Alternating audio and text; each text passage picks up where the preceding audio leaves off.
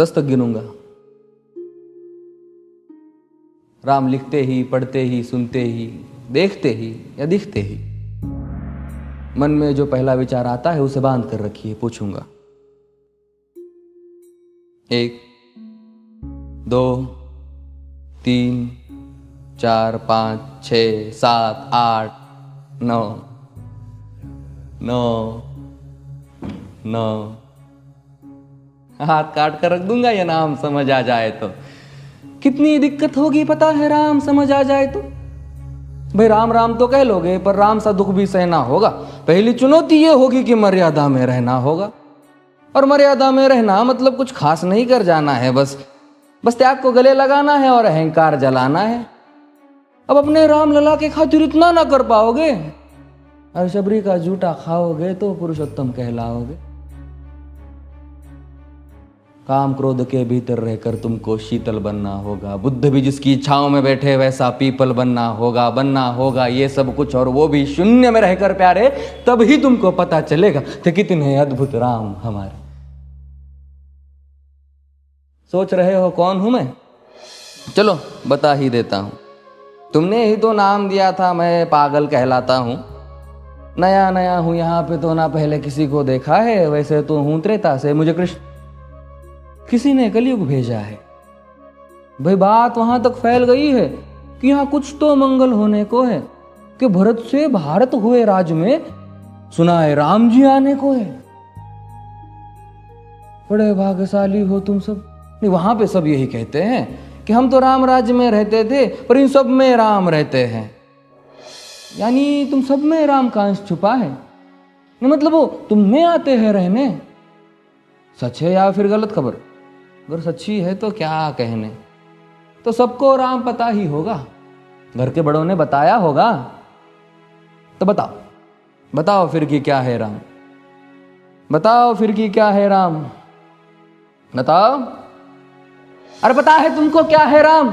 या बस हाथ धनुष तरकश में बान, या वन में जिन्होंने किया गुजारा, या फिर कैसे रावण मारा लक्ष्मण जिनको कहते भैया, जिनकी पत्नी सीता मैया। फिर ये तो हो गई वही कहानी, एक था राजा एक थी रानी। क्या सच में तुमको राम पता है? या वो भी आकर हम बताए?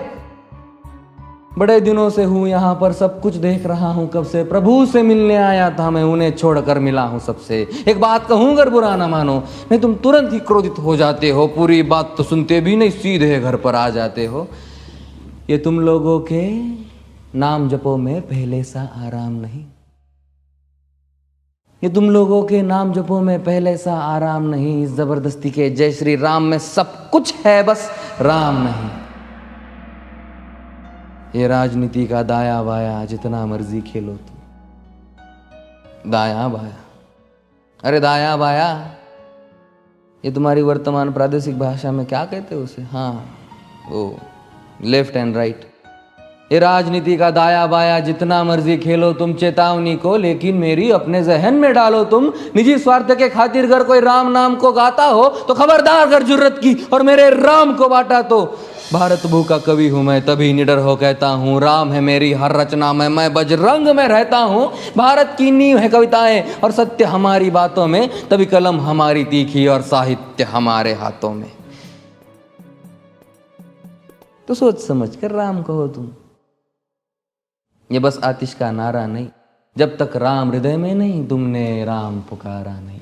राम कृष्ण की प्रतिभा पर पहले भी खड़े सवाल हुए। ये लंका और ये कुरुक्षेत्र यूं ही नहीं थे लाल हुए।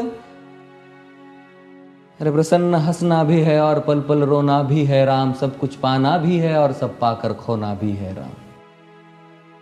ब्रह्मा जी के कुल से होकर जो जंगल में सोए हो, जो अपनी जीत का हर्ष छोड़ रावण की मौत पे रोए हो। शिव जी जिनकी सेवा खातिर मारुत रूप में आ जाए। शेष नाग खुद लक्ष्मण बनकर जिनके रक्षक हो जाए।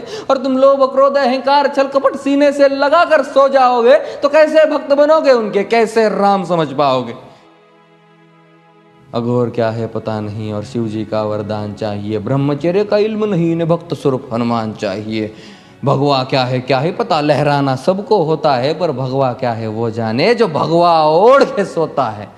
राम से मिलना, राम से मिलना, राम से मिलना है ना तुमको? निश्चित मंदिर जाना होगा पर उससे पहले भीतर जा संग अपने राम को लाना होगा। जय सिया राम। और हाँ, अवधपुरी का उत्सव है, कोई कसर नहीं, सब खूब मनाना। मेरे प्रभु है आने वाले, रथ को उनके खूब सजाना।